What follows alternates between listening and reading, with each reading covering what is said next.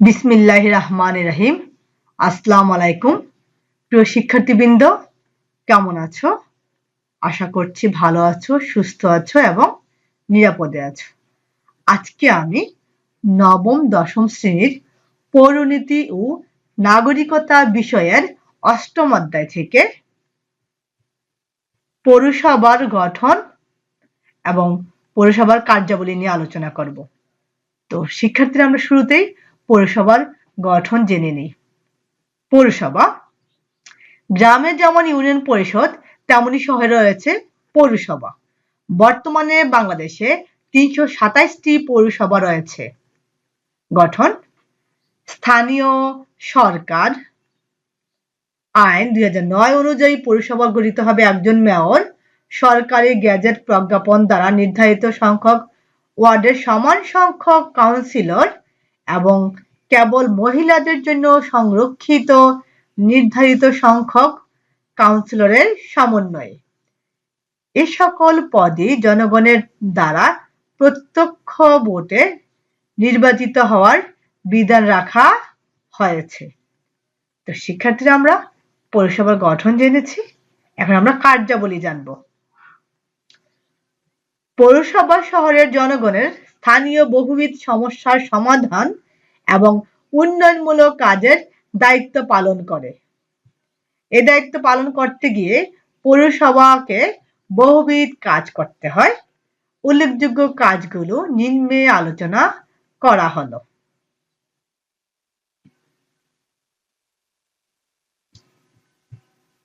১. পৌরসভা এলাকায় শিক্ষা বিস্তারের জন্য শিক্ষা প্রতিষ্ঠান স্থাপন, শিক্ষা প্রতিষ্ঠানের উন্নয়নের জন্য অনুদান প্রদান, হোস্টেল নির্মাণ, মেধাবী ও দরিদ্র শিক্ষার্থীদের বৃত্তি প্রদান, বয়স্ক শিক্ষা কেন্দ্র ও নৈশ বিদ্যালয় স্থাপন, পাঠাগার স্থাপন করা ইত্যাদি কাজ করে থাকে। ২. পৌরসভা শহরের জনস্বাস্থ্য রক্ষামূলক কার্যাদি সম্পন্ন করে। জনস্বাস্থ্য রক্ষার জন্য রাস্তাঘাট, পুকুর, নর্দমা ও ডাস্টবিন নির্মাণ করে।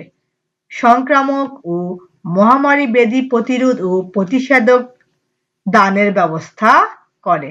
হাসপাতাল, মাতৃসদন, শিশু সদন, পরিবার পরিকল্পনা কেন্দ্র নির্মাণ ও পরিচালনার ব্যবস্থা করে। ৩. মৃতদেহ দাফনের জন্য গোরস্থান, সৎকারের জন্য শ্মশান ইত্যাদি নির্মাণ ও রক্ষণাবেক্ষণ করে। অনাথ ও দুস্থদের জন্য এতিমখানা ও আশ্রয় নির্মাণ করে। ৪. জনগণের জন্য নিরাপদ খাবার, পানি এবং আবদ্ধ পানি নিষ্কাশনের ব্যবস্থা করে। ৫. পৌর এলাকার জনগণের জীবন ও সম্পত্তি রক্ষার জন্য নৈশ প্রহরী নিয়োগ করে। অপরাধমূলক ও বিপজ্জনক খেলা ও পেশা নিয়ন্ত্রণ করে। ৬. পৌরসভা এলাকার পরিবেশ উন্নয়ন ও সৌন্দর্য বর্ধনের জন্য রাস্তার ধারে বৃক্ষরোপণ ও বন সংরক্ষণ করে।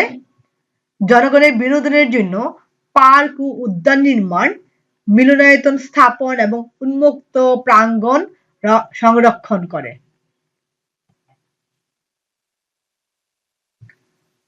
৭. পৌর এলাকায় গবাদি পশু, হাঁস মুরগি পালন, খামার স্থাপন, গবাদি পশু, হাঁস মুরগির চিকিৎসার ব্যবস্থা করে।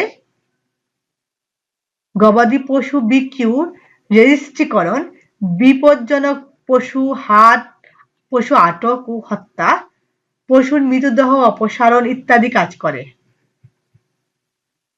৮. খাদ্যে ভেজাল প্রতিরোধে, পচা ও ভেজাল খাবার বিক্রি বন্ধে প্রয়োজনীয় ব্যবস্থা গ্রহণ করে। মাদক জাতীয় খাদ্য ও পানীয় অবাধে বিক্রি বন্ধের জন্য এসব দ্রব্য প্রস্তুত, ক্রয়, বিক্রয় এবং সরবরাহের উপর বিধিনিষেধ আরোপ করে। বিধিনিষেধ লঙ্ঘনকারীকে শাস্তি দেয়। ৯. পরিকল্পিত শহর গড়ার জন্য পৌরসভা বাড়িঘর নির্মাণের অনুমতি দেয়। অননুমোদিত ও বেআইনি নির্মাণ ভেঙে দেয়। 10. সুপরিকল্পিত সুন্দর শহর গড়ার এবং পরিবেশের ভারসাম্য রক্ষার জন্য পৌরসভা মহাপরিকল্পনা গ্রহণ ও বাস্তবায়ন করে। 11. পৌরসভা যানবাহন চলাচলের নিয়ন্ত্রণ করে এবং মোটর গাড়ি ছাড়া অন্যান্য যানবাহনের লাইসেন্স প্রদান করে। 12. প্রাকৃতিক দুর্যোগের সময় পৌরসভা দুর্গতদের সাহায্য, সেবা এবং ত্রাণের ব্যবস্থা করে। 13. পৌরসভা শান্তিপূর্ণ পরিবেশ রক্ষার জন্য সন্ত্রাস দমন ও শান্তি শৃঙ্খলা ভঙ্গকারীর বিরুদ্ধে ব্যবস্থা গ্রহণ করে। 14. পৌরসভা সর্বোচ্চ 5,000 টাকা মূল্য জড়িত দেওয়ানি ও ছোটখাটো ফৌজদারি মামলার বিচার করতে পারে। এজন্য মেয়র ও 4 জন কাউন্সিলরের সমন্বয়ে আদালত গঠন করা হয়। তো শিক্ষার্থীরা আমরা পৌরসভার কার্যাবলী জেনেছি, এখন আয়ের উৎস জানব। আয়ের উৎস। বিভিন্ন উৎস থেকে প্রাপ্ত অর্থ দিয়ে পৌরসভা তার ব্যয়ভার নির্বাহ করে থাকে। এর মধ্যে উল্লেখযোগ্য হচ্ছে ঘরবাড়ি, দোকানপাট, বিদ্যুৎ, পানি ও অন্যান্য সেবা এবং বিনোদনমূলক বিষয়ের উপর ধার্য কর, মার্কেট ভাড়া, হাট-বাজার ও খেয়াঘাট ইজারা, লাইসেন্স, পারমিট, যানবাহন রেজিস্ট্রেশন ফি, সরকারি বরাদ্দ ইত্যাদি।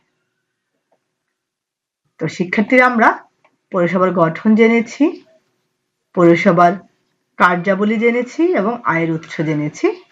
আশা করছি এই পাঠের বিষয়বস্তু বুঝতে পেরেছ। তো সবাই ভালো থাকো, সুস্থ থাকো। আল্লাহ হাফেজ।